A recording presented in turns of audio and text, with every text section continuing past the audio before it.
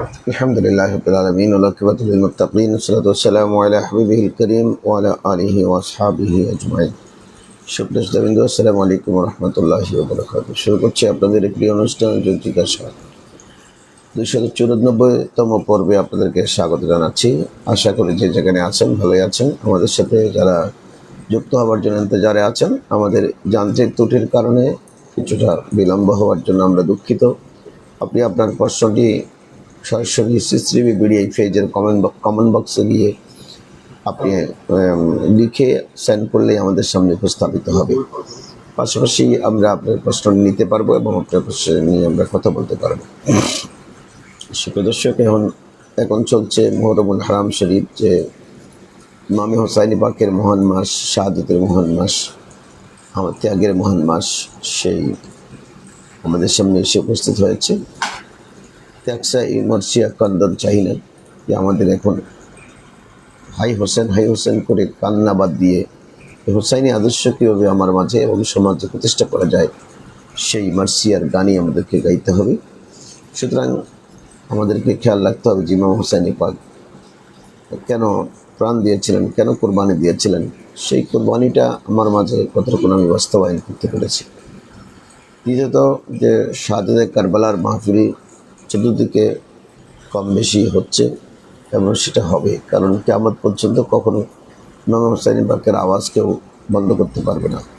সবচেয়ে পরিতাপের বিষয় হচ্ছে যে ইমাম হোসাইনি পাকের মাহফিলের নামে শিয়াইজম প্রতিষ্ঠা করার জন্য কোনো রকম চতুরামি কেউ করছে কিনা, সে বিষয়ে কিন্তু আমাদেরকে সতর্ক থাকতে হবে। আমরা চাই না যে কোনো দুশ্মন আমাদের মাঝে এসে বাসা বাঁধুক এবং সেই দুশ্মনগুলো তিলে তিলে ইসলামকে শেষ করে দিক। কারণ এমনিতেই ইমাম হোসাইনি পাকের মহান শাহাদাত ছিল ষড়যন্ত্রে ঘেরা, আবার ইনাকে ভালোবাসাটাও যদি সেই ষড়যন্ত্রের বেড়াজালে আবদ্ধ হয়ে যায়, তাহলে কিন্তু মুসলমানদের অস্তিত্ব বিপন্ন হবে। কারণ ইসলাম জিন্দা হতা হয় হার কারবালা কি বাত, ইসলাম সবসময় কারবালার পরেই জিন্দা হয়। কারণ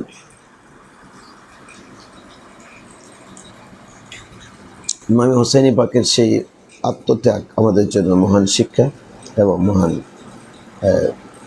ত্যাগের মহান বাসর হয়ে থাকবে। সুপ্রিয়, ইতিমধ্যে অনেকে আমাদের সাথে যুক্ত হতে শুরু করেছেন। মোহাম্মদ ফারফসান প্রশ্ন করেছেন, বাসরাতে স্বামী স্ত্রীকে কাবিনের টাকা না দিলে স্ত্রীর সাথে মিলন করলে কি সে কি যেটা হবে না? আসলে বিষয়টা এরকম না। বিষয়টা হচ্ছে এরকম যে আপনি কাবিনের টাকা দেন নাই, কিন্তু আপনি তো বকেয়া রেখেছেন, সেটা তো নিশ্চয়ই তার স্ত্রীকে জানাতে হবে। স্ত্রীকে জানাতে হবে যে আমার কাবিন নামা ছিল 10 লাখ টাকা, আমি তো তোমাকে সে টাকা দেইনি। এখানে আসলে বিষয়টা হচ্ছে এরকম যে 10 লাখ টাকা আপনি কাবিন ধরেছেন, একেবারে কোনো কিছু উসুল দেননি, তা তো হতে পারে না। তো আমরা অনেক সময় মিথ্যার আশ্রয় নিই যে 10 লাখ টাকার মধ্যে 2 লাখ টাকা উসুল দিয়ে দিই। 2 লাখ টাকা আসলে কি মেয়েটাকে আমি দিয়েছি?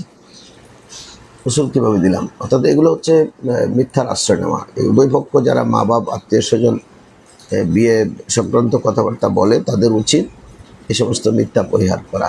হ্যাঁ, আমি যদি স্বর্ণালঙ্কার দিয়ে থাকি, তা কত টাকা দিয়েছি? যদি 1,50,000 টাকা দিয়ে থাকি, 1,50,000 টাকা উসুল হবে, একজাক্টলি উসুল হবে। এটা কোনো ভুয়া বা কোনো মিথ্যা কথা দরকার নেই। স্বর্ণ যে কিনেছি, এই স্বর্ণের যে রসিদ আছে, সেই রসিদ মূলে আমরা স্ত্রীকে রসিদ সহ বুঝাইয়া দেবো যে তোমাকে আমরা এতটুকু স্বর্ণ দিয়েছি, এই স্বর্ণের মালিক এখন থেকে তুমি।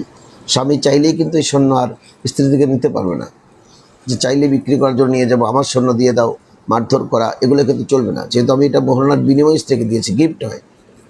গিফট এক জিনিস, মহারণা ভিন্ন জিনিস। গিফট হচ্ছে যে আমি মহারণা তোমাকে 10 লাখ টাকা দিয়েছি, এখন স্বর্ণ যে 1 ভরি দিয়েছি সেটা হচ্ছে গিফট না। যদি গিফট দিয়ে থাকে সেটা ভিন্ন কথা, সেটা নিয়ে আমি কথা বলছি না। সেটার মালিকও কিন্তু স্ত্রী। গিফট কাউকে দিলে কিন্তু সেটার মালিক স্ত্রী হয়ে যায়। হ্যাঁ, স্ত্রী যদি সেটাই স্বেচ্ছায় যদি আপনাকে দিয়ে দেয় যে না, আপনি ব্যবসা বাণিজ্য সংকটে আছেন, 1 ভরি স্বর্ণ আপনি বিক্রি করে ব্যবসা বাণিজ্য পরিচালনা করেন, সেটা অন্য বিষয়। কিন্তু আপনি যখন মহারণা হিসেবে দেবেন, তখন সেটার মালিক উনি পরিপূর্ণভাবে হয়ে যাবে। যতক্ষণ উনি এজাজত দিবে না, ততক্ষণ ওটা নিয়ে আপনি কোনো রকমের কাজকাম চলবে না। এখন বাকি 10 লাখ টাকার মধ্যে 2 লাখ টাকার আমি স্বর্ণ দিয়েছি, এটা উসুল, আর 8 লাখ টাকা বকেয়া। এই বকেয়ার ব্যাপারে স্ত্রীর সাথে একটা বোঝাপড়া হতে হবে যে বকেয়া টাকাটা আমি তোমাকে 5 বছরে বা 2 বছরে বা 1 বছরের মধ্যে দিব। এই যে দেব বলেছেন, সেটা স্ত্রী জানতে হবে, স্ত্রী মেনে নিতে হবে। তারপরে যদি আপনি বাসরাতে যান, তাহলে সেটা কোনো অসুবিধা হবে না। যেহেতু আপনার সাথে তার বোঝাপড়া হয়েছে, আপনি ধীরে ধীরে তাকে দিয়ে দেবেন, বা 1 বছরের মধ্যে, 2 বছরের মধ্যে, 3 বছরের মধ্যে দিয়ে দেবেন। এখন আপনি কখন দেবেন স্ত্রী জানেও না, সেক্ষেত্রে কিন্তু ওনার অধিকার আপনি ক্ষুণ্ণ হচ্ছে। মাসরাতে ওনার সাথে থাকলে জিনা হবে সেটা নয়, বরঞ্চ এটা হচ্ছে এরকম যে তার অধিকার আপনি দিচ্ছেন না, তার জন্য আপনি আল্লাহর কাছে গুণাগার হবেন। বিয়ে আন্তরিকা ঠিক আছে, কিন্তু আপনি বকেয়া রেখেছেন, এই বকেয়া টাকাটা কখন দেবেন তার কোনো কমিটমেন্ট নেই। কমিটমেন্ট না থাকার কারণে এখন কি হবে যে আপনি তার সাথে ওয়াদা খেলাফি করছেন, তার জন্য আপনি গুনেগার হবেন। আর যদি এই টাকা তাকে যথাযথভাবে না দেন, তাহলে ওর হক মেরে খাওয়ার জন্য আপনি হাস্যের ময়দানে দায়ী হবেন। কিন্তু বিয়ে ঠিক আছে, বৎসরাতে আপনি থাকতে পারবেন, তাতে কোনো অসুবিধা নেই। ধন্যবাদ আপনাকে সুন্দর একটা প্রশ্ন করার জন্য। বন্ধুরা কি প্রশ্ন করেছেন? আসসালামু আলাইকুম রহমতুল্লাহ। ওয়ালাইকুম আসসালাম। কিয়ামে নবীজির পরে মুস্তাফা জানের রহমতের পরিবর্তে অনেকে দরবার শরীফের সালামে আহলে বাইত ও সালামে মেজবান্ডারি পড়া হয়, এটা কীভাবে পড়া যাবে কিনা? দেখেন, কোনো সালামে আমরা যারা কিয়ামে ইয়া নবী সালাম আলাইকা পড়ি, এরপরে মুস্তাফা জানের রহমত পড়ি। আসলে মুস্তাফা জানের রহমত আলা হজরত ইমামুল ইশকুল মোহাম্মদ ইমাম শাহ মৌলানা আহমদ রাজা খান রাদিয়াল্লাহু তাআলা আনহু এটা রচনা করেছেন। এটা বড় চমৎকার। এটার মধ্যে কিন্তু নবীকে সালাম, সাহাবায়ে কেরামকে সালাম, বুজুর্গানে দিনকে সালাম। সালাম কিন্তু আমরা বুজুর্গানে দিনকে নামাজেও দিচ্ছি। তাহিয়াতুলিল্লাহি ওয়া সালাওয়াতুত তাইয়্যিবাতুস সালামু আলাইকা আইয়ুহান নবী ওয়া রাহমাতুল্লাহি ওয়া বারাকাতুহু। সালামু আলাইনা ওয়া আলা ইবাদিল্লাহিস সালিহিন। আল্লাহর যত সালিহিন বান্দা আছে তাদেরকে কিন্তু আমি নামাজের মাধ্যমে সালামি দিচ্ছি, নামাজেও দিচ্ছি, এটা কোনো অসুবিধা নেই। কিন্তু যখন কিয়ামে দিতে যাব তাদের অসুবিধা কোথায়? আপনি প্রত্যেক বরহক ওলি আল্লাহকে প্রথমে নবী পাক সাল্লাল্লাহু আলাইহি সাহাবা তাবিন তো তাবিন, তারপরে কোনো বরহক বুজুর্গকে আপনি সালামি পেশ করবেন, তাদের দোষের কিছু না।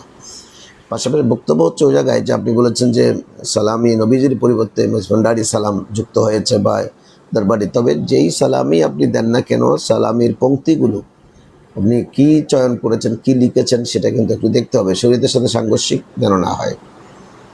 সালামি পেশ করতে গিয়ে শরীয়তের সাথে সাংঘর্ষিক কোনো কলেমা যদি আপনি ওখানে তেলাওয়াত করেন, তাহলে কিন্তু আপনার ইমান আকিদার প্রশ্ন আসবে, সেক্ষেত্রে কিন্তু আপনার ইমান আকিদার প্রশ্ন এসে যাবে। তাই আপনাকে কি কলেমা কে লিখেছেন, কীভাবে, যেমন আলা হযরতের প্রতিটি পংক্তি চুলচেরা গবেষণা আপনি করেন, যে গবেষণা করে ওখানে দোষের কিছু বের করতে পারবেন না। এখানে প্রত্যেকটা পংক্তির মাধ্যমে তিনি আল্লাহ রসুল এবং অলি আল্লাহদের মহান শান তুলে ধরেছেন। এখানে শিরক, বেদাত, নিফাক কোনো কিছু নেই, কোনো কিছু নেই। এটা কেউ আবিষ্কার করতে পারবে না। আজকে শত শত বৎসরের অধিক সময় ধরে সারা বিশ্বে সমাদৃত সালামি আজকে প্রচলিত হয়ে আসছে বহু দরবারে, বহু এলাকায়। আজকে যারাই নকল করেছেন, বিভিন্ন দরবারের কথা যে আপনি বলেছেন, ওরা এই সালামি থেকে নকল করে বিভিন্ন সালামি আবিষ্কার করেছে। তবে সালামি দিচ্ছে দোষের কিছু না। মনে রাখতে হবে যে ওখানে কোনো কলেমা যেগুলো, এগুলো অতি বাড়াবাড়ি, আমি যেটা রচনা করে যুক্ত করেছি, এগুলো যেন অতি বাড়াবাড়ি না হয়, শরীয়ত সম্মত হয়। আশা করি আপনি বিষয়টা বুঝেছেন। আপনাকে অসংখ্য ধন্যবাদ। মোহাম্মদ মাহবুব প্রশ্ন করেছেন, হিজরি সন কেন ইসলামে এত গুরুত্বপূর্ণ? হিজরি বর্ষপঞ্জের সূচনা কীভাবে হয়েছে এবং একজন মুসলমানের জীবনের গুরুত্ব কতটুকু?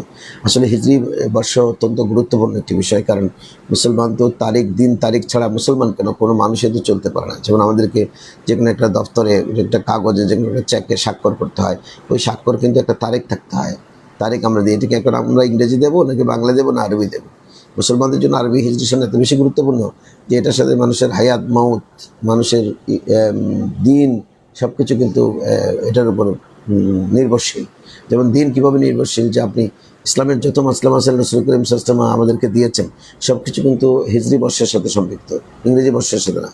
যেমন আমি বলে আপনাকে একটা এক্সাম্পল দিই, যেমন একটা বাচ্চা যখন জন্মায় মায়ের পেট থেকে, তখন তার অধিকার হচ্ছে 2 বছর সে মায়ের বুকের দুধ খাবে, মা তাকে 2 বছর খাওয়াতে পারবে।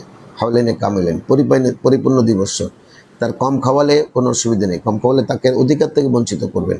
অনেক মহিলা আছে 1 বছর খাওয়ানোর পর আর খাওয়াতে চায় না, বলে যে আমার ফিটনেস নষ্ট হয়ে যাবে, আমি সারা বছর দুধ খাওয়াবো না।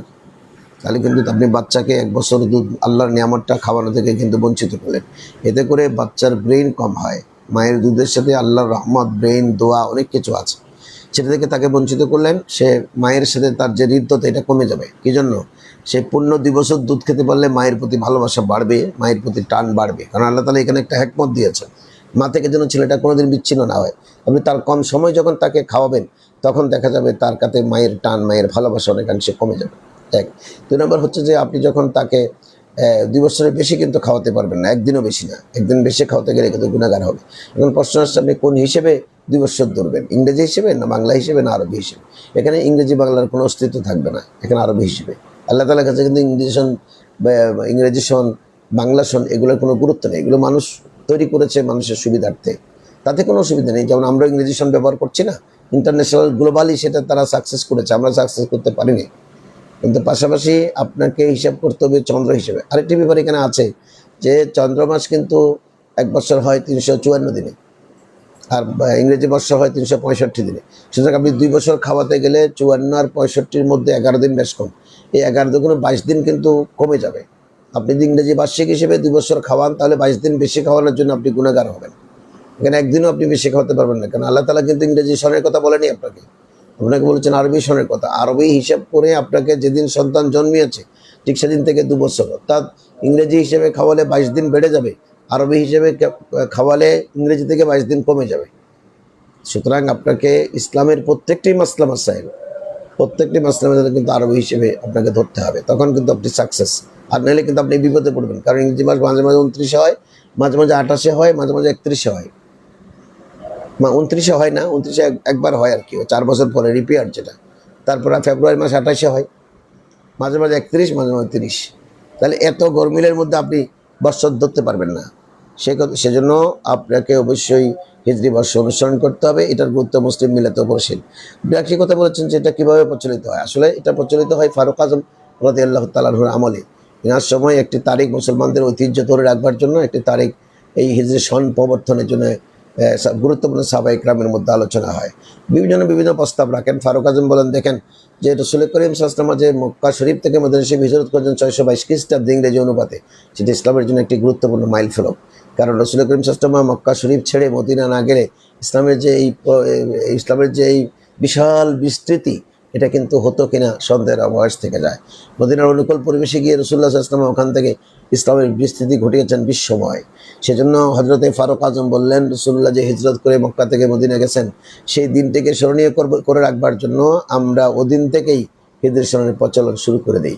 এটা জলিল কদর সাহাবা ইকরাম যারা ছিলেন সবার মধ্যে সর্বসম্মত মতে এটা বিদিত হয়, এবং সেই তারিখ থেকে হিজরি সন গণনার প্রচলন শুরু হয়। আশা করি বিষয়টি আপনারা বুঝবেন। আপনাদের অসংখ্য ধন্যবাদ। জনাব মোহতরম মাহবুব, সুন্দর একটি প্রশ্ন করার জন্য আপনাকে অসংখ্য ধন্যবাদ।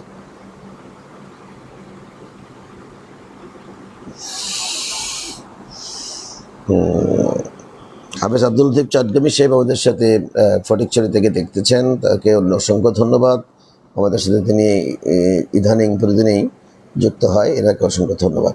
তানভীর আহমেদ প্রশ্ন করেছেন, আসসালামু আলাইকুম রহমতুল্লাহ। হুজুর, আমি জামিয়ার কিছু হাদিয়া নিয়ত করেছি, এখন এই হাদিয়াটা হুজুর কেবলা অন্য কোনো মাদ্রাসায় দান করলে হবে কিনা? না, আপনি নিয়ত করেছেন জামিয়ার জন্য, শুধু জামিয়া দান করবেন, অন্য কোনো মাদ্রাসায় অন্য সময় সুযোগ থাকলে আপনি দেবেন। ধন্যবাদ। রাকিব ফাটান প্রশ্ন করেছেন, আসসালামু আলাইকুম রহমতুল্লাহ। ওয়ালাইকুম আসসালাম। নামাজের শেষ বইটাকে ধারাবাহিকভাবে পড়তে হয়, তাহিয়াতু, তাশাহুদ, দরুদ ইব্রাহিম, দোয়া মাসুরা। জামাতে নামাজ আদায়কালীন সময়ে উক্ত দোয়া এবং তাসবিহগুলো মুক্তাদির পড়া শেষ হওয়ার পূর্বেই যদি মসজিদের সম্মানিত খতিব ইমাম সম্পন্ন করে তখন সালাম ফিরিয়ে নেন, এক্ষেত্রে ইসলামী ক্ষেত্রে মুক্তাদির বিধান কি? যদি আপনার তাশাহুদ কমপ্লিট হয়ে যায়, আপনি ইমামের পিছনে তাশাহুদ কমপ্লিট করেছেন, দরুদ শরীফ বা দোয়া মাসুরা পড়বার সময় ইমাম সাহেব সালাম ফিরিয়ে নেয়, তখন আপনি ইমাম সাহেবকে ফলো করে ওখানে স্টপ করে সালাম ফিরিয়ে নেবেন। আর যদি তাশাহুদ পড়াকালীন সময় আপনার তাশাহুদ এখনও শেষ হয়নি, তখন ইমাম সাহেব যদি সালাম ফিরিয়ে নেয়, আপনি দ্রুত তাশাহুদ শেষ করে তখন আপনি সালাম ফিরাবেন, নামাজের কোনো অসুবিধা হবে না। কারণ তাশাহুদ পড়া শেষ বৈঠকে তাশাহুদ পড়া এটা কিন্তু ওয়াজিব। তাশাহুদ পরিমাণ বসা কিন্তু ফরজ। কিন্তু আপনাকে মনে রাখতে হবে এখানে আরেকটি কথা, যে ইমাম সাহেব যেখানে তাশাহুদ, দোয়া মাসুরা, দুরূদ সব কিছু পড়ে বলতেছেন, আপনি এখনও তাশাহুদে আছেন, ওটা নাকি আপনি খুব স্লোলি পড়েন কিনা সেটা একটা দেখার বিষয়। যদি খুব কারিয়ানা করে স্লোলি পড়েন, তাহলে তো ইমাম সাহেবের সাথে আপনি একসাথে চলতে পারবেন না, ইমাম সাহেব আগে পরে হয়ে যাবে, সেটাও আপনাকে খেয়াল করতে হবে। আর ইমাম সাহেব যদি এত তাড়াতাড়ি সালাম ফেরে, তাহলে ইমাম সাহেব কি খুব তাড়াহুড়া করছে কিনা সেটাও একটা বিষয়। সেজন্য দুজনের মধ্যে যদি মনে হয় যে তাড়াহুড়া, তাহলে ইমাম সাহেবের সাথে একটা আলোচনা করতে হবে, হুজুর আপনার তাশাহুদ, সালাম, দোয়া মাসুরা সব কিছু এত শর্টকাট যে আমরা তো পিছনে দৌড়ায় আপনার সাথে কুলাচ্ছি না, তখন হয়তো ইমাম সাহেব আস্তে আস্তে শুধরাই নেবে। এটা প্রত্যেকে মধ্যম পন্থা অবলম্বন করতে হয়। ইমাম সাহেবও মিডল ক্লাস পড়বে, দ্রুত যেন না হয়, রকেট গতিতে না, আর একেবারে কচ্ছপ গতিতেও না, মধ্যম আকৃতিতে উনি পড়বেন এবং আপনিও মধ্যম নিয়মে পড়বেন। আশা করি এই বিষয়টি আপনি বুঝেছেন। আপনাকে ধন্যবাদ। নজিবুল হক প্রশ্ন করছেন, হুজুর 50,000 টাকা দিয়ে আমি 2 কিয়ার জমি বন্ধক রেখেছি। এই জমি আবার জমির মালিক আমার কাছ থেকে জমি বাগি চাষ করে আমাকে ধান 3 ভাগের 1 ভাগ আমাকে দেয়। এটি দেখেন, আপনার এখানে 2 রকমের বর্গা আপনি রেখেছেন। একদিকে 50,000 টাকা দিয়ে জমিটা আপনি রেখেছেন, আবার ওনাকে চাষ করতে দিয়েছেন। আচ্ছা ঠিক আছে, উনি চাষ করুন। চাষ করার পরে কিন্তু তো এখন আপনার ফল, আপনার রেজাল্ট কি? আপনি তো জমি, এটা তো আপনি উৎপাদনের ফসল আপনিই খাবেন, যেগুলো তার থেকে বন্ধক নিয়েছেন। আচ্ছা, এখন তাকে আপনি আবার বর্গা চাষ করতে দিয়েছেন। বর্গা চাষি মানে যিনি চাষি হিসেবে তিনি কষ্টে যা পাবে, ঠিক আছে, আপনার পক্ষে ইসলামে কোনো বাধা নেই। ধান 3 ভাগের 1 ভাগ আপনাকে দেবে, 2 ভাগ সে নেবে, কোনো অসুবিধা নেই। কারণ সে যেহেতু এটার উপর বর্গা চাষ করছে, অসুবিধা নাই। আপনি প্রক্রিয়া ইসলাম সম্মত, ঠিক আছে, আপনি এটা করতে পারবেন। ধন্যবাদ। মোহাম্মদ জিসান প্রশ্ন করেছেন, যদি কেউ 2 রাকাত নামাজের নিয়ত করে তারপর সেই 2 রাকাত পড়ে তাশাহুদ পড়ে দাঁড়িয়ে যায় এবং সূরা ফাতিহা পড়ার পর মনে পড়ে, সেক্ষেত্রে কি নামাজ ভেঙে ফেলবে নাকি চালিয়ে যাবে? না, সেই রুকুতে যাওয়ার আগ পর্যন্ত যদি তার খবর পড়ে, তাহলে সে আবার তাশাহুদে বসে যাবে, বসে তার নামাজ সম্পন্ন করবে এবং সিজদা সহ দেবে। আর যদি ওই নামাজের 3য় রাকাতে যদি রুকুতে চলে যায়, তাহলে নামাজটা কিন্তু আর আর বাক করে বসে যাবে না, বরঞ্চ ও আরও 2 রাকাত সংযুক্ত করবে। ওই 2 রাকাত তার জন্য নফল হবে, কারণ 2 রাকাত 20টা কোনো 3 রাকাত 20টা কোনো নামাজ হয় না বিতির ছাড়া। ইনি পরে যদি রুকুতে চলে যায়, তাহলে আর ফিরে বসবে না, আরও 2 রাকাত নামাজ সম্পৃক্ত করবে। 4 রাকাত হবে, তখন তাশাহুদ গায়রা পড়ে উনি সালাম ফিরাবে। ধন্যবাদ। ইয়াকুব তানবীর প্রশ্ন করেছেন, আসসালামু আলাইকুম রহমতুল্লাহ, তেরে দার পে সেজদা করনা, তুঝে ইয়াদে করকে রোনা, ইহি নামাজ মেরি, ইহি মেরি বন্দেগি। আসলে এগুলো হচ্ছে রূপক একটি প্রেমের কবিতা আর কি, যে রাসূল পাক সাল্লাল্লাহু আলাইহি কাছে তো আর সেজদা, এখানে সেজদায় তাহিয়াও হবে না, এটা হচ্ছে প্রেমের কথা বলেছেন। আসলে এই শেয়ারগুলো আমাদের আম জনসাধারণের কাছে এগুলো না বলা ভালো। তেরি তেরি তেরি দর পে সেজদা করনা, অর্থাৎ এখানে তেরি দর পে মানে আমাদের শায়ের যিনি বুঝেছেন চৌকাট, মদিনার চৌকাটে সেজদা করা। ধর মানে সেজদা, তেরি দুয়ারে কি করা, সেজদা করা। তেরি দর পে সেজদা করনা, তুঝে ইয়াদে করকে রোনা, এই দুটো তো ঠিক আছে। কেন আপনার রাসূল করিম সাল্লাল্লাহু আলাইহি ওয়াসাল্লামকে ইয়াদ করে কান্নাকাটি করা, এটা আশিকের তো প্রেমের বহিঃপ্রকাশ, এবং সেটা তো সারা পৃথিবীব্যাপী আশিকরা সেটা করেন। যে রাসূলুল্লাহ, আপনাকে দেখলাম না, আপনার সাথে দিদার হলো না, আপনার কোনো প্রেম প্রীতি নিতে পারলাম না, এ কথা বলে চোখের পানি আঁচু ঝরালেই তো আপনি প্রেমিক হতে পারবেন। আর তার প্রথম লাইন, তেরি দর পে সেজদা করনা মানে তেরি চৌকাট পে সেজদা করনা, आपका मस्जिद नबवी का चौकाट पे सेजदा करना। 1 2 নম্বর হচ্ছে আপনাকে রোয়া, তুঝে ইয়াদে করকে রোনা, यही है নামাজ মেরে। দেখেন, অর্থাৎ নামাজ মেরে মানে নামাজের যে হাকিকত, যে ইয়া রাসূলুল্লাহ, যে আমার যে সাধনা, আমার যে ত্যাগ, সেই ক্ষেত্রে এটাই আমার সাধনা। তেরি গলি মে আনা জানা, ये मेरी বন্দেগি হে। অনেক আশিক লিখেছেন যে এটাই আমার বন্দেগি, এটাই আমার ইয়াদ, এটাই আমার ইবাদত। তো প্রেমের ঊর্ধ্বে যারা উঠে যায়, একেবারে প্রেমের জগতের ঊর্ধ্বে, তাদের জন্য এই কথাগুলো, আমাদের জন্য না। ইহি মেরি বন্দেগি, এটাই আমার গুলামি। বন্দেগি মানে এখানে গুলামি। তো সেক্ষেত্রে কিন্তু এই পংক্তিগুলো কোনো অসুবিধা নেই। তবে আসলে কি, সাধারণ মানুষের মধ্যে যেহেতু এগুলো নিয়ে বিভ্রান্তি হয়, আমরা কি ক্যাম্প করার জন্য আর কোনো শেয়ার নাই? ক্যাম্প করার জন্য আরও বহু শেয়ার তো বহুভাবে রচিত হয়েছে, বাংলাতে হয়েছে, ফার্সিতে হয়েছে, উর্দুতে হয়েছে, আরবিতে হয়েছে, আমরা সেগুলো পড়ি। এমন কোনো বিতর্কিত শেয়ার আমরা পড়বো না যেটা সাধারণ মানুষের মধ্যে বিভ্রান্তি হয়। যেমন এই শেয়ারগুলো আমরা পড়েছি এশক প্রেম মহব্বত দিয়ে, এটা আমাদের বিরুদ্ধবাদী যারা, তারা কালেক্ট করে ওই স্কুল কলেজ পড়ুয়া ছাত্রদেরকে বুঝাবে যে দেখো, তারা সব প্রতিনিয়ত শেয়ার করছে, তারা বলছে তেরি দর পে সেজদা করে না। ওরা তো বলবে যে ওরা আহলে সেজদা, যে ওরা মদিনা শরীফে গিয়ে সেজদা করবে, কথা তারা কিয়ামের নাতে বলতেছে। রাসূল করিম সাল্লাল্লাহু আলাইহি ওয়াসাল্লাম ইহি হে নামাজ মেরা, ইহি মেরি বন্দেগি হে। তো এটা কেমনে নামাজ হবে? রাসূলুল্লাহকে চিন্তা করে কান্নাকাটি করা, এটা কি নামাজ হতে পারে? বন্দেগি কাকে বলে? বন্দেগি তো আল্লাহর জন্য, নবীর জন্য কেন হবে? এই কথাগুলো বলে আমাদের কোমলমতি যারা ইংরেজি শিক্ষিত ছেলে, তাদেরকে কিন্তু দূরে সরাবে। এজন্য আমরা কিয়াম করি, নাত পড়ি, প্রেমের যে বিষয় আছে, সেক্ষেত্রে কিন্তু আমরা এমন কিছু চয়ন করতে হবে যেন সাধারণের মধ্যে বিভ্রান্তি সৃষ্টি না হয়। কারণ আমাদের তো আরও শত শত পংক্তি আশিকরা লিখেছেন ক্যাম্প করবার জন্য, আমরা এটার দিকে কেন ঝুঁকবো? এটা কিন্তু আমাদের খেয়াল রাখা দরকার। আর যারা এরকম রচনা করবেন তাদেরও খেয়াল রাখা দরকার যে বাস্তবিক অর্থে আমি কি করছিলাম। ধন্যবাদ আপনাকে সুন্দর একটা প্রশ্ন করার জন্য। আদিব হোসেন প্রশ্ন করেছেন, সূরা ফাতিহার অংশ না হওয়া সত্ত্বেও আমিন শব্দটি কিভাবে নামাজে যুক্ত হলো? আমিন কি জোরে বলতে হবে নাকি আস্তে? দেখুন, আপনাকে সুন্দর একটি প্রশ্ন করার জন্য ধন্যবাদ। এটা আমিনটা অনেকে মতানৈক্য আছে মুফাসসিরিনে কেরামের মধ্যে। কেউ বলেছেন যে সূরা ফাতিহার অংশ, কেউ বলেছেন অংশ নয়। তো এখানে অংশ হলেও ঠিক আছে, অংশ না হলেও ঠিক আছে।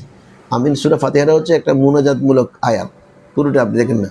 প্রথম 3 আয়াত হচ্ছে প্রশংসা, তারপরে আয়াত হচ্ছে শুধুমাত্র আল্লাহর কাছে দোয়া, ইয়্যাকা না'বুদু ওয়া ইয়্যাকা নাস্তাঈন ইহদিনাস সিরাতাল মুস্তাকিম। যে আল্লাহ, আমি তোমার সাহায্য চাই, তোমার কাছে আমি প্রার্থনা করি, তোমারই সাহায্য চাই। ইয়্যাকা না'বুদু ওয়া ইয়্যাকা নাস্তাঈন, তোমারই ইবাদত করি। ইহদিনাস সিরাতাল মুস্তাকিম, আল্লাহ তুমি আমাকে সরল সঠিক পথ দেখাও।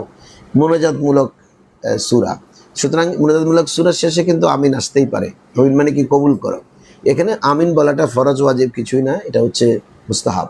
যে আপনি আমিন বলেছেন এটা মুস্তাহাব, এটা না বললেও আপনার নামাজ হয়ে যাবে। আচ্ছা, এখন আসেন, এখন জোরে বলবেন না আস্তে বলবেন? আমাদের দেশে কিছু মানুষ আছে, কিছু ভাইরা আছে, একবার আমিন বুঝতে গেলে আমিন এরকম জোরে বলে। এখন আপনি কি? আমরা বলি আস্তে করে, এখন কোনটা শুদ্ধ একথা আপনি জানতে চেয়েছেন। আসলে হচ্ছে কি, রাসূল করিম সাল্লাল্লাহু আলাইহি ওয়াসাল্লাম শুধু হাদিসে পাকে বলেছেন, যখন ইমাম সাহেব বলা দোয়ালিন শেষ করবে তুমি শুধু আমিন বলো। আচ্ছা, আমিন কি রাসূল করিম সাল্লাল্লাহু আলাইহি ওয়াসাল্লাম এখানে জোরে বলতে বলেছেন? আপনি পুরো যত হাদিস শাস্ত্র আছে, সব হাদিস শাস্ত্রে এই সংক্রান্ত যত হাদিস আসছে, সব হাদিস এক কাট্টা করলে আপনি কোথাও দেখাতে পারবেন না যে রাসূল পাক সাল্লাল্লাহু আলাইহি ওয়াসাল্লাম জোরে আমিন বলতে বলেছেন। আমিন বলতে বলেছেন, জোরেটা কোথায় পেলেন আপনি? আচ্ছা, ওরা যুক্তি দেখাচ্ছে যে রাসূল করিম সাল্লাল্লাহু আলাইহি ওয়াসাল্লাম জোরে বললে ফেরেশতারা শুনবে, ফেরেশতাদের আমিন বলার সাথে আমাদের আমিন বলা মিলে গেলে আল্লাহর কাছে দোয়াটি কবুল হবে। ঠিক আছে, এখন ফেরেশতা কি নাউজুবিল্লাহি মিন জালিক বহরা, আমরা যেটাকে মানে বদির বলি, উনি গানে শুনতে পারেন না? উনি আসতে বললে শুনেন না? আমরা যে কেরামুন কাতিবিন, আমরা যা কিছু লিখে, ইনারা দুজনকে এক আস্তে ফুস করে বললে ওনারা শুনে ফেলে। ইনারা যদি শুনে, তো ফেরেশতারা মসজিদে আসে আমাদের সাথে আমিন বলবার জন্য এসেছে, ইনারা শুনতে পায় না? এজন্য আমিন জোরে বলার হাদিসটি কোনো হাদিস গ্রন্থে নেই, বরঞ্চ আমিন বলতে বলার হাদিসটি অসংখ্য গ্রন্থে এসেছে। সুতরাং এখানে আমিন জোরে বলবার কোনো প্রয়োজন নেই। আমিন জোরে বলা এটা একটা ফিতনা সৃষ্টি করার উদ্যোগ। এটা, আর এই সংক্রান্ত কোনো হাদিস যদি আমিন জোরে বলার তারা দেখায়, এটা হবে জাল। এই সংক্রান্ত কোনো হাদিস রাসূল পাক সাল্লাল্লাহু আলাইহি ওয়াসাল্লাম বলেন নাই। রাসূল পাক সাল্লাল্লাহু আলাইহি ওয়াসাল্লাম বলেছেন শুধু আমিন বলতে, জোরে বলতে কোথাও বলেন নাই। বরঞ্চ জোরে বললে বিব্রতকর অবস্থার সৃষ্টি হয়। আপনি জোরে বলে মসজিদের পরিবেশ, যে হঠাৎ করে আপনি আমিন বলে চিৎকার দিলেন, এইভাবে কিন্তু বিভ্রান্তিকর একটা পরিস্থিতি। সবচেয়ে বেহতর হচ্ছে যে আপনি আমিন নিজে শুনে মতো বলবেন, নিজে শুনে মতো আমিন। অর্থাৎ আপনি যেন আমি বলেছেন আপনি কেউ যেন শুনতে না পায়। যেভাবে আমরা নিজে নিজে সূরা কেরাত পড়ি না, নিজে একা একা নামাজ পড়বার সময় সূরা কেরাত যে আওয়াজে পড়ি, ঠিক আমিনটাও সে আওয়াজে বলবেন। ধন্যবাদ আপনাকে সুন্দর প্রশ্ন করার জন্য। তানভীর আহমেদ প্রশ্ন করেন, আসসালামু আলাইকুম হুজুর, আমাদের কুমিল্লা মুহররম উপলক্ষে কিছু শোক মিছিল বের হয়, এটা কতটুকু অর্থের? দেখেন, শোক মিছিল মানে কি, আমাদের র্যালি বের হতে পারে। কুমিল্লাতে হোক, ঢাকাতে হোক, বাংলাদেশে হোক, আপনি 10ই মুহরমে র্যালি বের করতে পারবেন। কিন্তু এই র্যালি যেন মাতমে পরিণত না হয়। মাতম, যে ওখানে দেখবেন যে অনেকে বুক চাপড়াবে বা কিছু ইয়ে করবে। আপনি হোসাইনি পাকের আদর্শ বাস্তবায়ন করার দাবিতে আপনি র্যালি করতে পারেন, কিন্তু এখানে স্লোগান, এখানে আপনি প্লে কার্ড, এগুলোর মধ্যে কিন্তু মাতম বা ইসলাম বিরোধী বা ইমাম হোসাইনের প্রতি আগ্রহ দেখাতে গিয়ে শিয়াইজমের কোনো প্রচারণা এগুলো যেন না হয়, সেদিকে গভীরভাবে খেয়াল রাখতে হবে। র্যালি বের করতে কোনো অসুবিধা নেই, ওখানে কিন্তু কোনো তাজিয়া থাকতে পারবে না। ওই যে ঘোড়ার দেখবেন আপনি, কিছু কিছু শিয়ারা, যেমন ঢাকার পুরান ঢাকাতে যেগুলো করে শিয়ারা, কিন্তু সেদিন দেখবেন যে তাজিয়া মিছিল বের করবে, ঘোড়া থাকবে, ঘোড়ার উপর তরবারি নিয়ে কাউকে বসিয়ে দেওয়া হবে। তারপরে আপনার ওই যে একটা গম্বুজের মতো কী যেন করে, ওটাকে নিয়ে তারা মিছিল বের করে, ইমাম হোসাইনি পাকের তরবারিও পোড়ায়। এগুলো কিন্তু একটাও জায়েজ নেই, এগুলো শিয়াদের কিছু কালচার, এগুলো আমাদেরকে অবশ্যই বর্জন করতে হবে। হ্যাঁ, আপনি ত্যাগ চাই, মার্সিয়া কন্দন চাই না, যে আমরা সবসময় সেই শক্তিকে শক্তিতে রূপ দেওয়ার জন্য যদি আপনি মিছিল বের করেন বা র্যালি বের করেন, তাতে কোনো অসুবিধা নেই। ইমাম হোসাইনি পাকের দুশমনরা হুঁশিয়ার সাবধান, তাতে কোনো অসুবিধা নেই। কিন্তু আপনি সেটা যেন কোনো শিয়াইজমের পক্ষে কোনো শক্তি করছে কিনা, বা সেখানে প্লে কার্ড, স্লোগান এগুলো ইসলাম বিরোধী কিনা, আপনাকে গভীরভাবে সেটা খেয়াল করতে হবে। সুতরাং যদি এরকম কিছু হয়, ওই সমস্ত তাজিয়া করা ইসলামে জায়েজ নেই, ওটা যোগদান করাও জায়েজ নেই। আর এখানে শোক র্যালি বলতে কিছু নেই। আপনি র্যালি বের করবেন, শোক র্যালি না, কারণ ইমামে হোসাইনি পাক শোক কিন্তু 3 দিন হয়, যখন ইমানদার ইন্তেকালের পরে 3 দিন শোক, এরপর আর কোনো শোক নাই।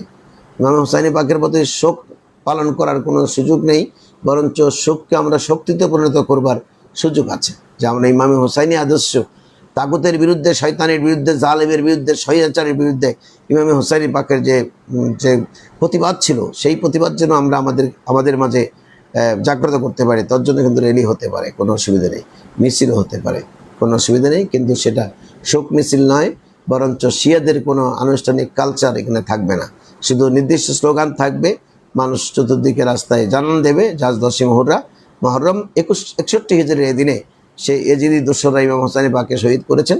এখানে এজিদি দোসররা এখনও আছে, তাদের থেকে আমরা মুক্তি চাই, সেই বলে আপনি অবশ্যই রিলি বের করতে পারেন। ধন্যবাদ আপনাকে। জিব লোক প্রশ্ন হুজুর, শেরে মিল্লাত কনফারেন্স হয় কিন্তু খতিবে বাঙ্গাল কনফারেন্স হয় না কেন? খতিবে বাঙ্গাল কনফারেন্স হয় না মানে যারা খতিবে বাঙ্গালের ফাউন্ডেশন আছে ওরা করতে পারে, তো অসুবিধা কী? করতে তো কোনো মানা নেই। খতিবে বাঙ্গাল কনফারেন্স হয়,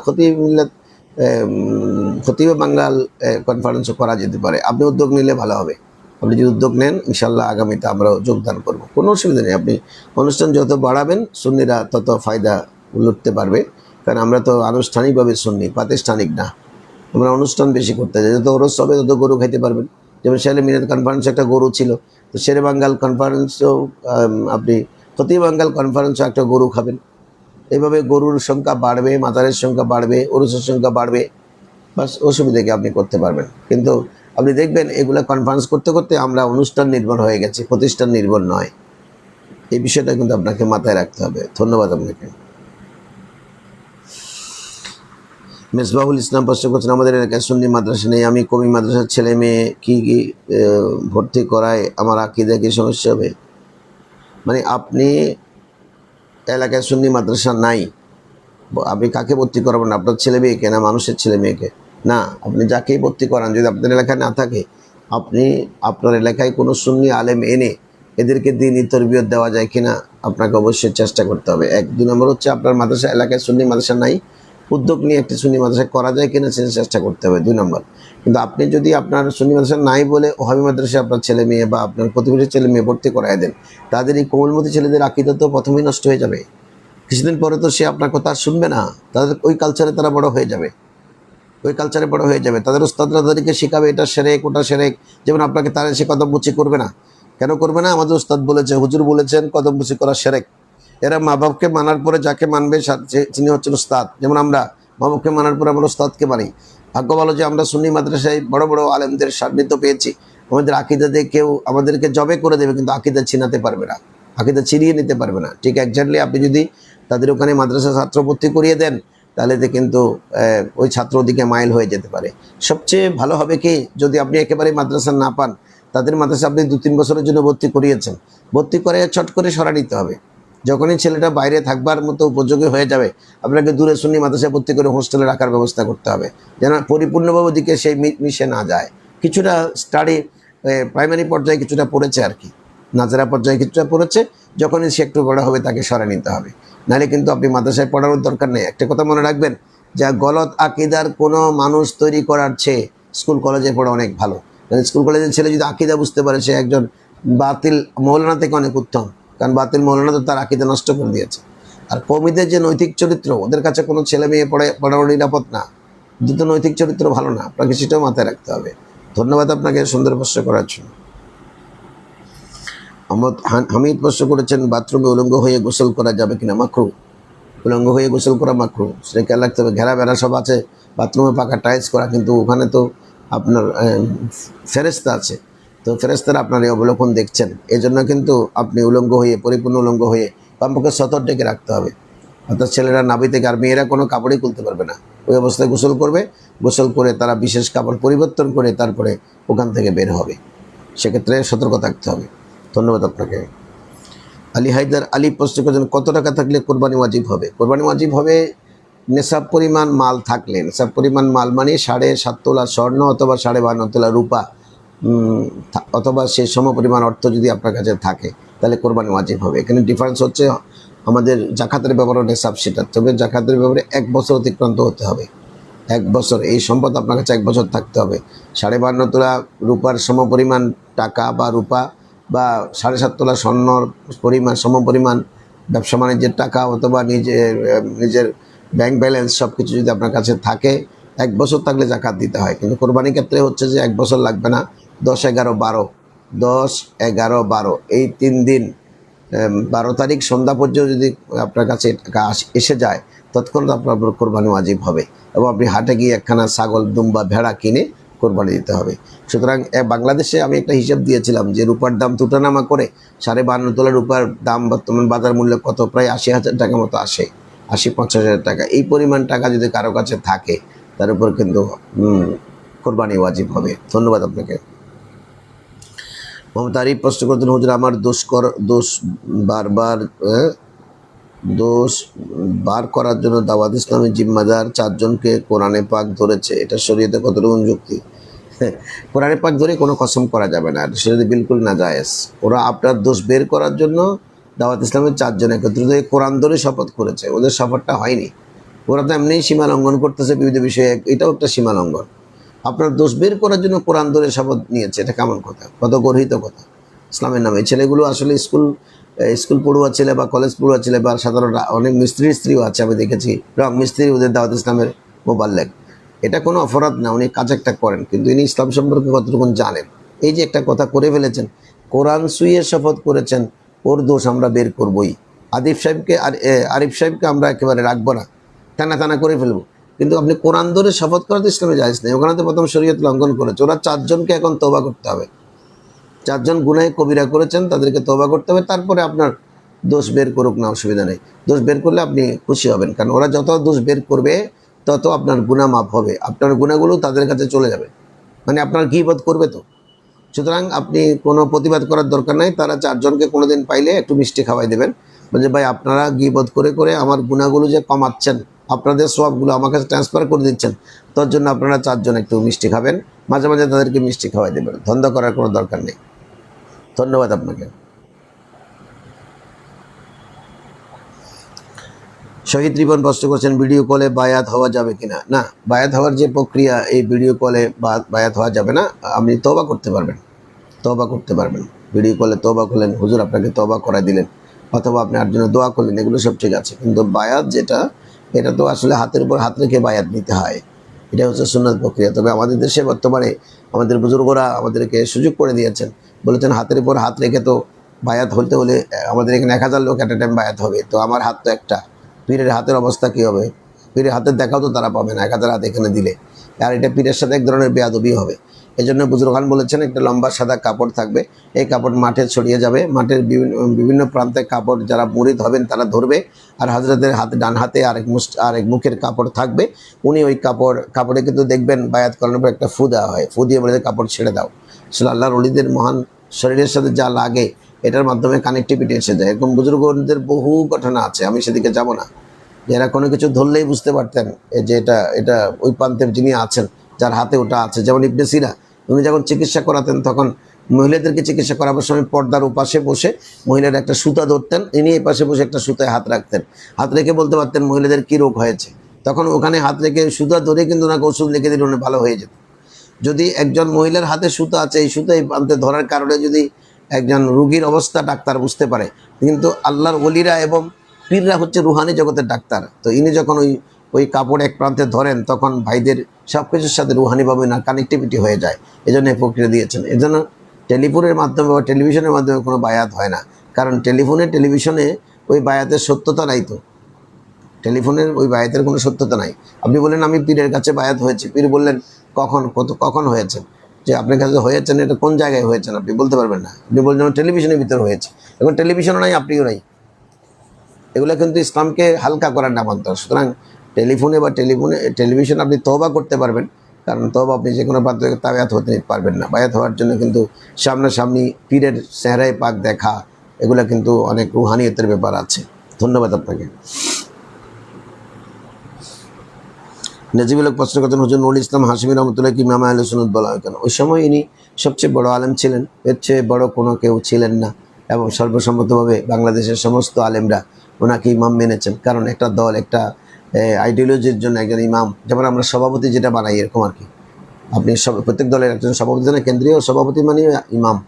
এটা আমি ইমামে আহলে সুন্নাত বলেছি, আসলে ইনি সভাপতি আহলে সুন্নাত। তো বোঝেন নাই ওই শব্দ, তো একজন সভাপতি লাগবে তো, কারণ প্রিসাইড কে করবে? একাধিক লোক যদি সভাপতি হয় তাহলে তো একটা মাহফিল সুন্নি কনফারেন্সে সে সবাই বলবে যে আমি কি তোমার থেকে কম, তাহলে সভাপতি এক, সভাপতি দুই, এরকম করতে হবে। অর্থাৎ 12টা পর্যন্ত একজন সভাপতি, 12টা থেকে ফজর পর্যন্ত আরেকজন সভাপতি। তো ইনি থাকাকালীন সময় কেউ যেন সভাপতির দাবি করতে না পারে, সেজন্য ইমাম আহলে সুন্নাত ছিলেন। সেই সময়কার যত আলেম ছিলেন বাংলাদেশের সুন্নি ঘরানার, সব আলেমের মধ্যে ইনি সিনিয়র ছিলেন, ইনি বুজুর্গ ছিলেন। ইনি সব এলিমের দিক থেকে, চরিত্রের দিক থেকে, আখলাকের দিক থেকে, কালামের দিক থেকে, সব দিক থেকে ইনি সারা ছিলেন। তাই ওনাকে সমস্ত সুন্নি আলেমরা ইমাম আহলে সুন্নাত মেনে নিয়েছেন, তাই তিনি ইমাম আহলে সুন্নাত হয়েছেন। আমি দাবি করলে কেউ হতে পারবো? আমাকে আমামে আহলে সুন্নাত মানবে। আমামে আহলে সুন্নাত মানে সুন্নি জামাতের সবচেয়ে মূর্খ ব্যক্তি। আমাকে ইমাম তো মানবেই না, দাবি করলে এখন তো ইমাম অনেকে দাবি করেছেন, যেমন এই যে আগ্রাবাদে একজন ইমাম দাবি করেছেন। আবার দেখলাম যে ওই আমাদের বিভিন্ন দরবারে কিছু কিছু পীর আছে, ওনাদেরকে বলা হচ্ছে ইমাম আহলে সুন্নাত। ইমাম আহলে সুন্নাত আসলে ওই নিজে নিজে ঘোষণা দিলে হওয়া যায় না, নিজে ঘোষণা দিয়ে পিছনে মুসল্লি থাকতে হয়। যে এক লোক বললেন যে মসজিদের খতিব আমি, মুসল্লিকেও নামাজ পড়তে আসলেন না, ওনার পিছনে নামাজ পড়বে না, তাহলে ইনি খতিব থাকার কোনো সুযোগ নেই, ওনাকে ওঠো চলে যেতে হবে। আপনি ঘোষণা দিলে কী হবে? আমি কি আপনাকে ইমাম মানি? ইমাম নুরুল ইসলাম হাশিমি রহমতুল্লাহকে সবাই ইমাম মানছে, সেজন্য তিনি ইমাম আহলে সুন্নাত ছিলেন। আরগুলো হচ্ছে আমামে আহলে সুন্নাত। আশা করি আপনি বিষয়টি বুঝেছেন, আপনাকে ধন্যবাদ। মোহাম্মদ মিনহাজ স্পষ্ট করেছেন স্ত্রীর অনুমতি ব্যতীত অন্য জায়গায় রাতে থাকা যাবে কিনা। না, দেখুন অন্য জায়গায় মানে কোথায়? আপনি কোথাও বেড়াতে গিয়েছেন, সফরে গিয়েছেন, ব্যবসায়িক কাজে গিয়েছেন, ওখানে তো আপনি থাকবেনই। এখন অনুমতি ছাড়া মানে ঘরের বাসার ভিতরে ভিন্ন রুমে, সেটা আছে অনেক স্বামীদের ক্ষেত্রে আছে, সেটা কিন্তু অনুমতি লাগবে না। সেটা হলে তো কিন্তু আপনাদের মধ্যে সম্প্রীতির বন্ধনটা নষ্ট হয়ে যাবে, স্বামী স্ত্রীর মধ্যে ভুল বুঝাবুঝি সৃষ্টি হবে। এটা করতে নেই, বরঞ্চ স্ত্রীর যদি কোনো অপরাধ আপনি দেখেন, খুব খেয়াল করবেন, বিছানা আলাদা করার কোনো প্রয়োজন নেই। বিছানা আলাদা কখন করতে পারবেন? যখন স্ত্রীর কোনো বড় অপরাধ দেখতেছেন, যেমন দেখতেছেন স্ত্রীকে নামাজ পড়তে বলেছেন, সে নামাজ পড়ে না, তখন আপনি বলবেন যে তুমি যদি আগামী জুমাবার থেকে বা আগামী সোমবার থেকে নামাজ না পড়ো, আমি কিন্তু আলাদা বিছানায় থাকবো, তোমার সাথে থাকবো না। তখন নামাজটি যদি সোমবার থেকে বা জুমাবার থেকে না পড়ে, আপনি আলাদা বিছানায় থাকতে পারবেন, আর ক্রমে গিয়ে থাকবেন, তার সাথে থাকবেন না। না থাকলে তাকে একটা মানসিক চাপ দেওয়া, এই মানসিক চাপ দেওয়ার কোনো অসুবিধা নেই। অর্থাৎ তুমি ভালো হয়ে যাও, নামাজি হয়ে যাও, অথবা তোমার এই দিক খুব খারাপ একটা দিক আছে, তুমি প্রতি সপ্তাহে বাপের বাড়ি দৌড় দাও। প্রতি সপ্তাহে বাপের বাড়ি গেলে তো কোনো মেয়ে সংসার করতে পারবে না। সপ্তাহে সপ্তাহে তুমি বাপের বাড়ি দৌড়াবা, গেলে একবার আসতে চাইবে না, 15 দিন থাকবে। তখন যদি কেউ বলে যে না, তুমি যদি এই প্রক্রিয়া চালু রাখো, তখন আমি তোমার সাথে বিছানা আলাদা করব, তখন আপনি বিছানা আলাদা করতে পারবেন। এমনি বিনা কারণে, বিনা ওজরে আপনি বিছানা আলাদা করলে কিন্তু স্বামী স্ত্রীর মধ্যে দূরত্ব পয়দা হবে। ভালোবাসার সে বন্ধন অটুট রাখার জন্য ওরা বিনা প্রয়োজনে বিছানা আলাদা করা ঠিক না। আশা করি বিষয়টি আপনি বুঝেছেন, আপনাকে ধন্যবাদ। এন এ নাবিল, আচ্ছা উনি এন এবিল না, উনি নাবিল। নাবিল প্রশ্ন করেছেন কোন ইসলামিক ভিডিও সামনে আসলে তা না দেখে আরেকটা কিছু দেখলে গুনাহ হবে নাকি? ইসলামিক ভিডিও তো অনেক আছে, কিন্তু ওই যিনি ভিডিওটা করেছেন ইনাকে আমার পছন্দের না। যেমন দেখেছেন আকিদা গলতের এরকম লোকের ভিডিও হঠাৎ করে চলে আসছে, যাকে আমি দেখতেই পারি না, তার কথা শুনতেই পারি না। তো এটা তো দ্রুত টেনে দিতে হবে। ওখানে ভিডিও আসলে যে শুনতে হবে কোনো কথা নেই। আমার কাছে পছন্দের কথা হলে আমি শুনবো, অপছন্দ হলে কেন শুনবো? আর পছন্দ হলেও যদি মনে করেন যে না, এখন আমি এই কথা শুনবো না, আমি এখন অন্য একটা বিষয় খোঁজাখুঁজি করছি, যেমন অনেক সময় আমাদের এরকম হয়, একটা বিষয় নিয়ে আমরা খোঁজাখুঁজি করছি, ওই সময় দেখলাম যে ইসলামী ভিডিও একটা সামনে চলে আসছে, আমি এটা এড়িয়ে যেতে পারবো, এটাতে কোনো অসুবিধা না, আমি এখন শুনবো না, পরে শুনবো। এটা তো শোনা তো ফরজ না। আশা করি বিষয়টি বুঝেছেন, আপনাকে ধন্যবাদ। শহীদ রিপন প্রশ্ন করছেন, আমার এক সুন্নি ভাই অন্য আকিদার মেয়ে বিয়ে করেছে, বাচ্চা 3 জন, ওদের সংসারে অশান্তি হচ্ছে, এই নামাজ পড়ে না, শাশুড়ি দেখে না, এখন কি করবে? দেখেন, যতটুকু সম্ভব তাকে মানিয়ে নিয়ে, তাকে বুঝাইয়া চেষ্টা করতে হবে। 3টা বাচ্চা হয়েছে, তাকে কিন্তু আপনি যদি মানাতে জানেন বা বুঝাতে জানেন, নামাজিও হবে, কথাও শুনবে, আকিদাও ঠিক হবে। বাতিলপন্থীদের আকিদা সম্পর্কে ধারণা নিয়ে তাকে স্পষ্ট বলতে হবে তাদের এই আকিদা, তাদের প্রতি এই গলত আকিদার কারণে আমি তাদের সাথে নেই, তুমিও থাকবেন আশা করি। স্বামী যদি স্ত্রী সেদিকে চলে আসবে। তবে যদি ঘরের মধ্যে খুব বেশি অশান্তি করে, অনেক মেয়ে আছে এরকম যে সাংঘাতিকভাবে অশান্তি করে, নিজের মার সাথে বলি বানা হয় না, মায়ের গায়ে অনেক সময় হাত পর্যন্ত তুলতে দেখেছি আমরা, মারামারি করে, এরকম যদি করে থাকে নিয়ে তো সংসার করা যাবে না। তিনটা ছেলের দিকে চেয়ে আপনি কতটুকু কনসিডার করবেন, তখন আপনাকে সিদ্ধান্ত গ্রহণ করতে হবে। যদি সহনীয় পর্যায়ে থাকে যে তাকে কন্ট্রোল করা যায় বা মেনে নেওয়া যায়, তো উত্তম হচ্ছে তার এগুলো এড়িয়ে চলা। মার খেদমত যদি সে না করে, আপনি করবেন, নিজে করবেন। সে না করলে তাকে জোর করে করাতে পারবেন না, কারণ তার তো এটা মা না।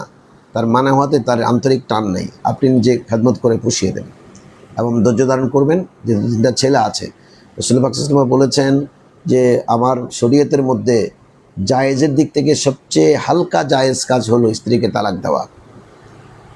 এটা ইসলামে আমি নারীরা নিগৃহীত হবে, নইলে আমি এটা হারাম করে দিতাম।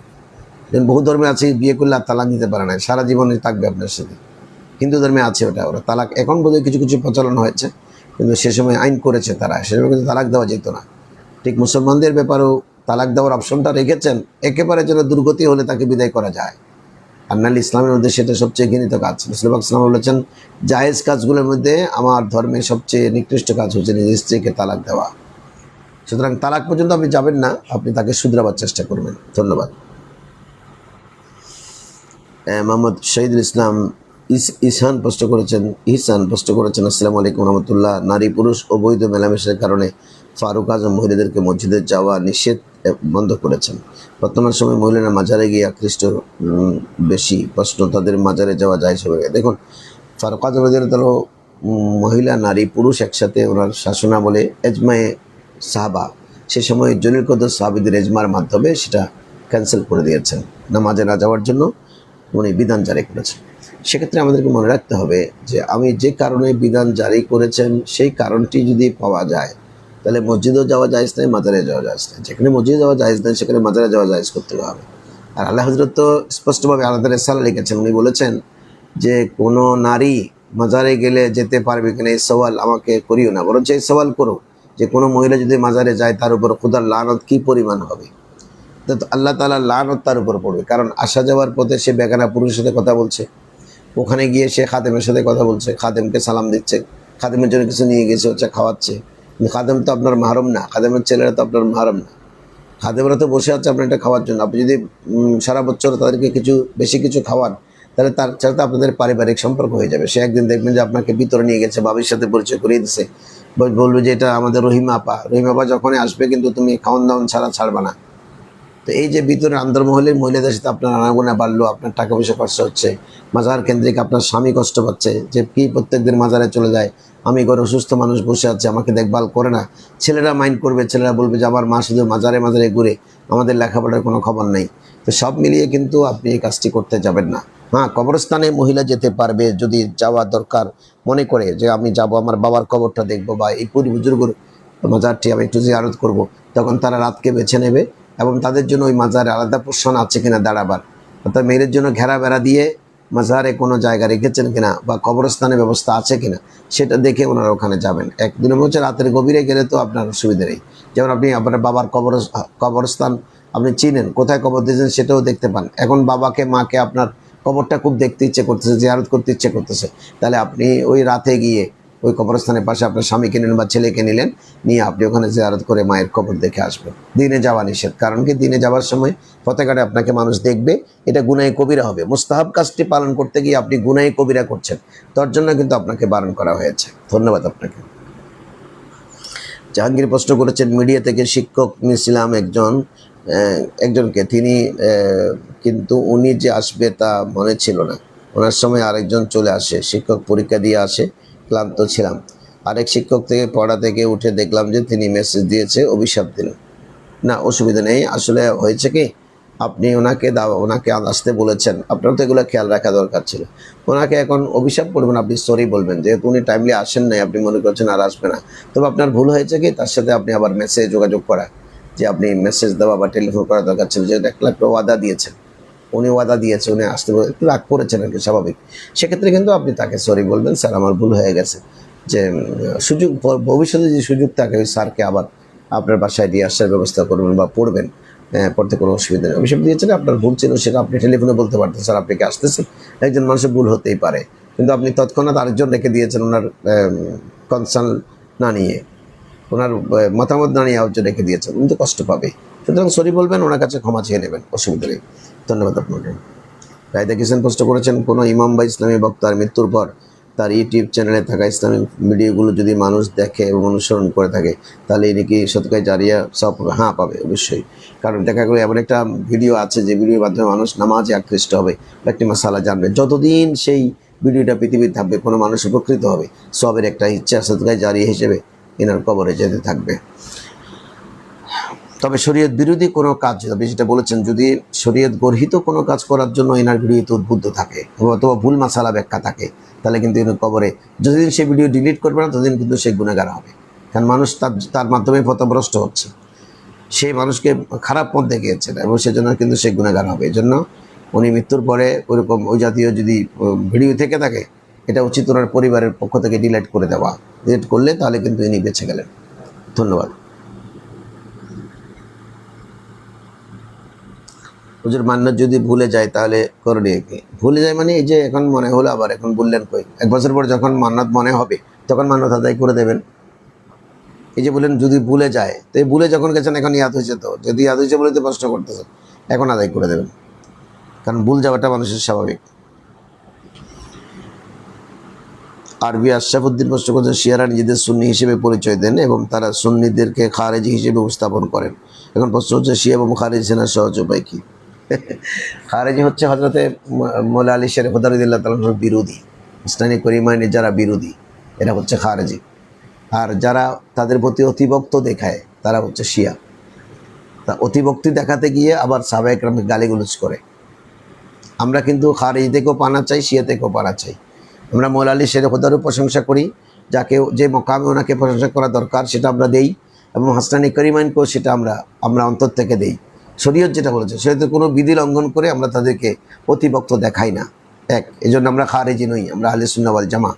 দ্বিতীয়ত হচ্ছে শিয়ারা বলছেন যে কোরআন শরীফের সূরা সংখ্যা, আয়াত সংখ্যা 6000 নয়, আয়াত সংখ্যা প্রায় 17,000 কোরআন শরীফের আয়াত। কেন কয়? এটা সিদ্দিক আকবর, ফারুক আজম, ওসমান গনি, জিন্নুরান, এই 3 জনের যুগে নাউজুবিল্লাহি মিন জালিক ওরা কোরআনের এই 17,000 আয়াত থেকে 6,666 রেখে বাকিগুলো ওরা এখান থেকে মুছে দিয়েছেন। কারণ এই বাকিগুলোতে নাকি মৌলা আলী শের খুদা, হাসনানী করিমাইন, মা ফাতেমাতুজ জাহরা এদের প্রশংসা সম্বলিত ছিল। এই ডাহা একটা মিথ্যা কথা। ওরা শিয়ারা ইমাম হাসান এবং হোসেনকে ভালোবাসতে গিয়ে, মৌলা আলীকে ভালোবাসতে গিয়ে, ফাতেমাতুজ জাহরাকে ভালোবাসতে গিয়ে মানুষের মধ্যে ডাহা মিথ্যা কথা প্রচলন করেছে। তার জন্য আমরা শিয়াকেও পছন্দ করি না। শিয়াও বাতিল, খারেজিও বাতিল। ওই দুই ফেরকা থেকে আমরা দূরে। আমরা হলাম আহলে সুন্নাহ ওয়াল জামা। আমরা ইমাম হোসাইনী পাক সম্পর্কে অতিমাত্রায় ভক্তি দেখাতে গিয়ে ভুলভাল ফতোয়া আমরা দেই না, বা কোরআন হাদিস নিয়ে আমরা তর্ক সৃষ্টি করি না। আর অপরদিকে আমরা ইমামে হাসান হোসেনকে আমরা আমাদের প্রাণ উজাড় করে ভালোবাসি, মহব্বত করি, মৌলা আলীকে ভালোবাসি। আনা মদিনাতুল ইলমে ওয়া আলী ও বাবুহা, রাসূল বলেছেন যে মদিনা আমার শহর, সে ইলমের দরজা আলী। আমরা আলীকে অবশ্যই সে মহান দরজার মালিক হিসেবে ইলম অর্জনের জন্য আলী কার নামাজের দোয়া এবং সহযোগিতা চাই। সেজন্য আমরা ইফরাত তফরিত আমরা মানি না, আমরা আহলে সুন্নাহ ওয়াল জামা। মোহাম্মদ আরিফ আকরি প্রশ্ন করেছেন, হুজুর আপনাকে অনেক ধন্যবাদ, আল্লাহ পাক আপনাকে নেখায়েত দান করুন। ধন্যবাদ। আমাদের জন্য দোয়া করেছেন।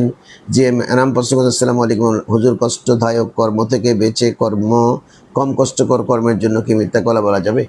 না, মিথ্যা মানে আপনি কম কষ্ট চাকরি করেন, ওটা কোনো চাকরি কোনো বেশি লোড দিচ্ছে আপনাকে, তখন আপনি চাচ্ছেন একটা আসানি করবো। হ্যাঁ, আপনি যদি মনে করেন যে ওটা আমার করা সম্ভব না, তখন আপনি মালিককে হয়তো পরিচিত করবেন যে আমার এই অসুবিধা, আমার বাড়ি বহু দূরে, প্রতিদিন গাড়ির জ্যাম থাকে, এই জন্য আসতে দেরি হয়, স্যার আমাকে এখানে পোস্টিং না দিয়ে ওখানে দেন।